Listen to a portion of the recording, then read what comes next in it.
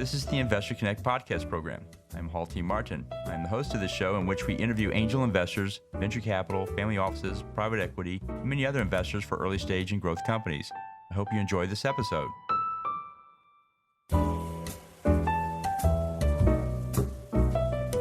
Well, hello, this is Hall Martin with Investor Connect. Today we're here with Jonathan DeYoe, President and CEO at Mindful Money. Mindful Money is a comprehensive financial education and wealth management firm that brings mindfulness to personal finance. Mindful Money practices a behavioral approach to personal finance. In a world that is market-focused and performance-driven, they are goal-focused and planning-driven. If you are just starting out, they have courses, digital planning tools, and evidence-based portfolios. If you are nearing retirement or selling your business, they have personal services to support you as you move forward into this exciting new time in your life. Jonathan, thank you for joining us. Oh, it's great to be here. Great. So what was your background before investing in seed deals? What did you do before this?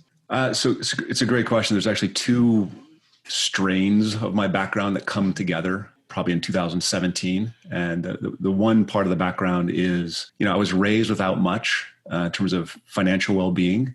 But my dad always talked about the importance of small business and the importance of entrepreneurship and the importance and so I got this really, when I was 8 or 9 years old, I started being steeped in investing and in business and understanding taxes and again, we didn't have anything. So I also at the same time I really wanted to be financially successful when I was a kid. That was something that was really important to me in my middle school and high school years. But the second strain starts when I go to college. My first 6 months or 3 months in college, I'm studying finance because that just made sense.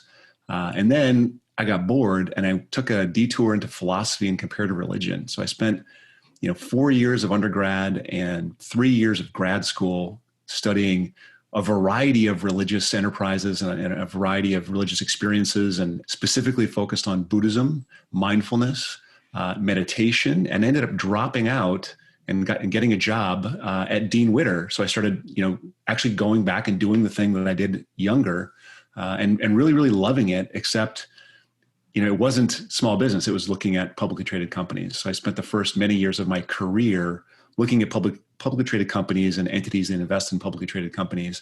And it wasn't until investing in a couple of my friends' businesses that I really got interested in seed again. Great. Well, so who should invest in seed deals? Well, 25 years in public markets and for me, and I believe that wealth is completely possible, maybe even advisable without any exposure to seed. All right. The first thing I do is I try to talk people out of this a little bit because, early stage companies are obviously very, very risky. The odds are stacked against success in seed investing. There are very few of these companies that come through and are really just incredible. There's very few Facebooks, and to get to a Facebook, you got to invest in 1,000 different things. Later stage investors, the other issue is later stage investors often squeeze out the early adopters. You can actually run into a lot of risk if you don't know what you're doing. But if you're going to do it, you should have, this is the kind of person, the character that should be thinking about it. Someone that has a deep interest in startup business, like has a deep interest in and an understanding of, and maybe networks regularly with businesses, understands cap structures, understands the kinds of things that you're going to be investing in, understands how a business turns a profit, understands some of the marketing, understands some of that stuff. Someone should be higher net worth. Because you have to be able to create diversification of your investments. And to do that with seed, you're looking at a lot of different individual holdings or a fund with lots of different holdings. And really, you got to be okay with the occasional 100% loss in a specific investment. You got to be able to contextualize a loss in the greater picture of your portfolio. Great. And so how do you invest in seed? Well, for me, it's always been personal relationships. My first seed investment was a local retail game store. And it was because I knew and trusted the founder. I think I originally purchased maybe 15% of the company, and I've since sold 5% of it back. I've 3x'd my return in the last, 15, 20 years. And I get a dividend from the company every single year. So that was, if I had 10 of those, that would be awesome investment, right? It'd be great. My next seed commitment occurred, this is probably 15 years ago. I made a commitment to this guy. If he ever launched his enterprise, I would invest in his enterprise because I just liked the guy. Like, you meet these people that are just incredibly smart. He was the smartest guy in any room he ever entered. And I loved chatting with him and talking with him. And I said, hey, if you start this company, I'll invest in it. And a lot of time went by, and he finally came to me and said, "Hey, Jonathan, I started the company where, I'm having a rough go, this, that, and the other." But he forgot that I made the commitment. And he said, "How do I get capital?" I'm like, "Dude, I want to invest in your company. What is it?" And so he told me about this. He built a chip, a silicon company, a silicon chip. And so we are talking currently to Amazon and Microsoft and Samsung for the A round. So I'm very excited about that one. That's great. So that's my first and second seeds, very personal relationship. And the third place I've was introduced to a manager of a pre-seed fund. And so for me, it's everywhere I've gone has been someone I knew. The pre-seed fund gave me this. The story was unique. It was not something I'd ever heard before. It was a personal relationship to begin with. But he said that, hey, what we're going to do is we're going to commit at least 50% of our fund to women and people of color. And the thesis was these founders don't get funding, and they're underfunded for dumb reasons, not because that the ideas aren't good, but because there's some kind of bias in the system. And I was like, that seems like a pretty good thesis to me. Let's invest some money in that. So it's great. And you know how this works. If you invest in a fund, you get access to the follow-ons. And so the follow-on investments from that, I've done probably 15 follow-ons out of that. And that's been really, really fun for me. Great. And so what are the challenges with seed investing? The first one is most fail. It's really tough to say which one's going to be successful out of the gate. I mean, the real big challenge is you got to get that diversification. One potential is not to do individual companies. Invest in a seed fund or a private equity fund, of course. But you got to realize that investing in a fund is going to be a drag on your overall performance. They have infrastructure, they've got expenses, they've got diversification issues, they've got to pay people. So there's much of the additional benefits of investing in seed. If you do it in a fund, much of the additional benefit is going to accrue to the general partner of the fund, not to the limited partners. So the flip side of that is you do individual companies. And if you do individual companies, you got to have a minimum of 10 investments. But if it's if you're thinking about $5,000 per investment, you're not going to have access to really good companies. You have to invest more and more broadly. So if you're going to do 10 investments and they're going to do $25,000 each, you have to have a minimum of $250K to invest in seed companies. And that's, if you're going to limit it to 5% of your portfolio, that means that's a $5 million portfolio. That's a stretch. There's not many investors that have that liquidity to create the diversity they need in order to protect themselves. And then finally, it's research, right? The challenge is you've got to look at 1,000 companies to invest in 100 companies to get the one company that's the really, really good investment. And so, I got lucky with my buddy the first time, and I might get really lucky with my second buddy, but not a single one of the ones in the fund have really panned out wonderfully.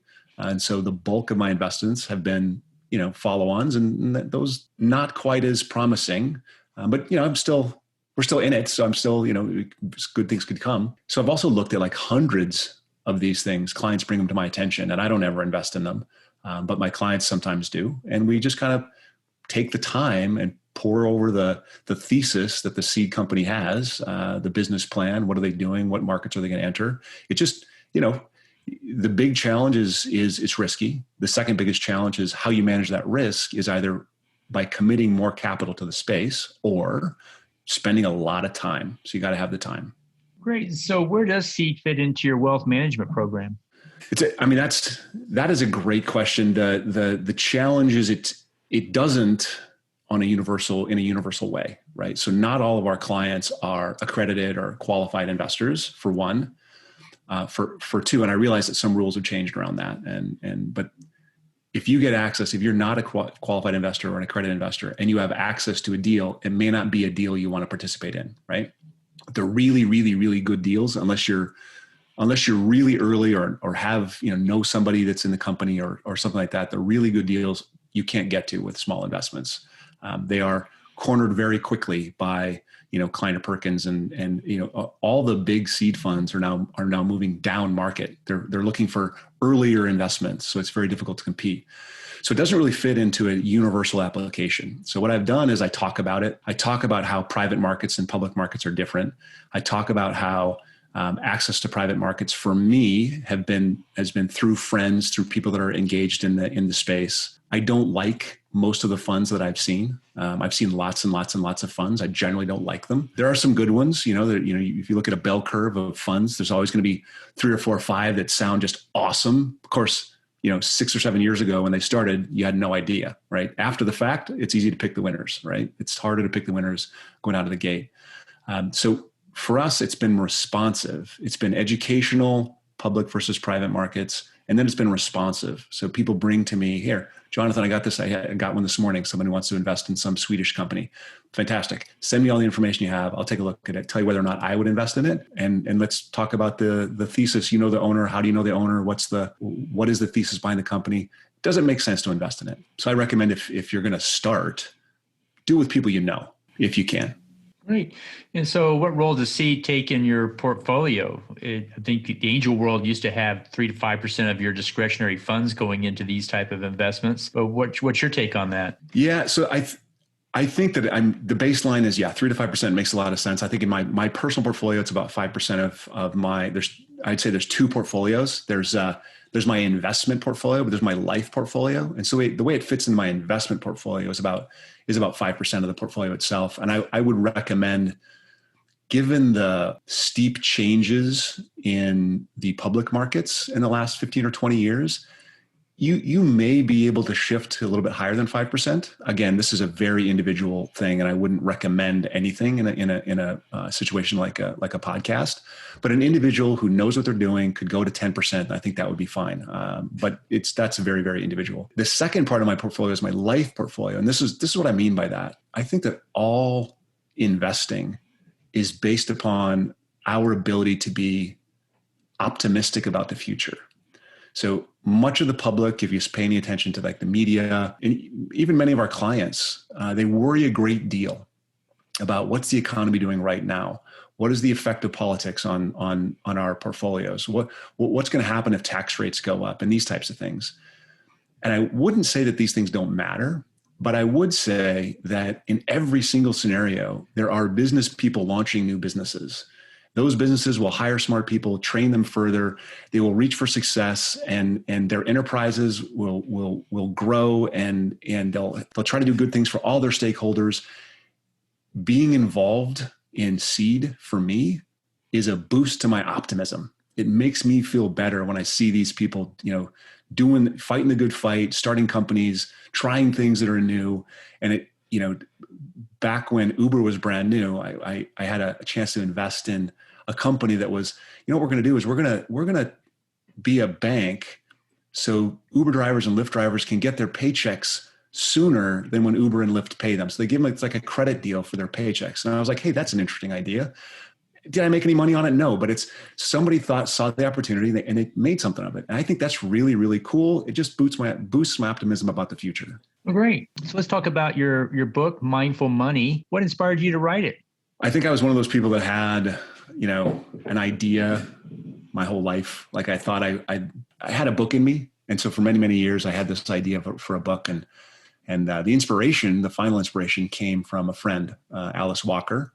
We were having a conversation in March of 2009. And I was explaining sort of my long-term investment philosophy. And she told me that I had to write a book. I, knew I wanted to write a book, but when a Pulitzer Prize winning author tells you have to write a book, that's a rule. You have to write a book. So I started writing, and in 2017, so 8 years later, the book was finally published. And she said, sort of as an incentive, hey, Jonathan, if you write this book, I'll write your foreword. And so that was awesome to have her write the foreword. That's probably the best part of the book, actually. You should get the book just to read the foreword. That's great. And so who's the book for? I've struggled in the industry of wealth management. We tend to always move up market. We always want to work with bigger clients with more assets, and that enables the seed conversations. It's fun. But I've always struggled with this idea that if my parents or someone like my parents came to me, that I would say no to them for some reason, that they didn't have enough money or whatever. So I thought that was stupid. So the idea behind the book was, anyone who struggles with money and doesn't have access to really good, quote unquote advice, that could be the struggle could be like aligning their spending with life goals, or it could be, how do I save enough, or how do I invest wisely? So in the book, I try to present the simplest path that people can follow by themselves. I wanted to reach an audience that didn't have access to good advice with the book. The great corollary for me is a lot of people read the book and called us up and said, "Hey, I like your philosophy. I'd like to be a client." That was never the intention. It was always created for people they could do it themselves, that didn't have access to an advisor. And so how should one use it for their work? Well, it's easy. The book is designed for that. If you read it, and there's exercises at the end of every chapter. If you do the exercises, then at the end of the book, you have a mindful personal financial plan that aligns goals and resources with a simple investment process that brings those goals and plans to fruition in kind of a calm and sane way. You don't have to outguess markets. I'd say stop predicting, start planning. And the book really helps people create a plan that they can follow. Great. And so you talk about creating happiness. What are the things that create happiness? So in the second part of the book, the first part of the book, we debunk the myths that Wall Street gives us. Second part of the book, we talk about these, what I call the pillars of happiness. Now, the pillars of happiness are things that the philosophers and monks have been discussing for thousands of years, and things that modern psychology has borne out with academic research. Now, I list 8 things, and I don't think they're exclusive anyway. They overlap a little bit, and I'm sure that people can name another one or say how these two are actually the same thing. But for me, they are health. Got to take care of your body. My story starts with my story of understanding what my happiness comes from starts with recapturing my own health. The second one is like learning and experience. You got to have good relationships. You got to have meaningful work. Some people call that purpose. You've got to be accountable to something besides, the whim of the moment. Be generous. You have to maintain that optimism, which is why one of the reasons I like that seed investing is because it really supports my optimistic take on the world. And then you got to be grateful. I mean, even when stuff's not working, going your way, you're still better off, especially if you're listening to a podcast, you're better off than the vast majority of the folks on the planet. Those kinds of things are the things that lead to well-being and happiness. And that's where we should really begin our thought process. Great. And so how do you build a plan on those items? The question is really, what is a plan, right? A plan is, a documentation of an intentional management of resources towards specific ends. The point of a plan, in my opinion, financial plan, in my opinion, is to provide a rational approach to what the philosophers call the life well lived. If a life well lived is the goal of a plan, then the plan has to be built on the foundation of personal values, life purpose, and the goals that we decide for ourselves, lead to a life well lived. So my question would be, what else would form the foundation of a plan? What else besides values, purpose, and goals would make for a rational basis for decisions towards an end? Like, I can't imagine anything else. And, I think, who was it? I think it's in Hamlet, right? Polonius and his son Laertes. Is that Hamlet? Maybe it is. To thine own self be true. It follows as the night to day. Thou canst not then be false to any man. I think you really have to know who you are, build your entire financial future on who you are, what you value, what's important to you. That's how you get there. Well, that's great. Well, in the last few minutes that we have here, what else should we cover that we haven't? We actually didn't talk about the courses. And, what I'd like to offer your listeners is I'd like to offer I'm sure the link will be in the show notes, but you can go to our website, mindful.money, and you can go to financial education. And we have a course there that is designed to help people uncover their values, figure out their purpose, and set achievable life goals. And we'll have that course for your listeners that they can go through and do it for free. Great. We'll put that in the show notes. And I want to thank you for joining us today. How best for listeners to get back in touch with you? The best place to go is to find out all our, everyone's got their own social media choices. And the best place to go is to go to our website. That's mindful.money. And you'll see up on the top there all of our social media. You can follow us on your chosen social media platform. You can also find us, my first name or info@mindful.money. Great. We'll put those in the show notes and hope to have you back for a follow-up soon. Sounds good, Hall. Thanks for having me. Investor Connect helps investors interested in startup funding. In this podcast series, experienced investors share their experience and advice. You can learn more at investorconnect.org.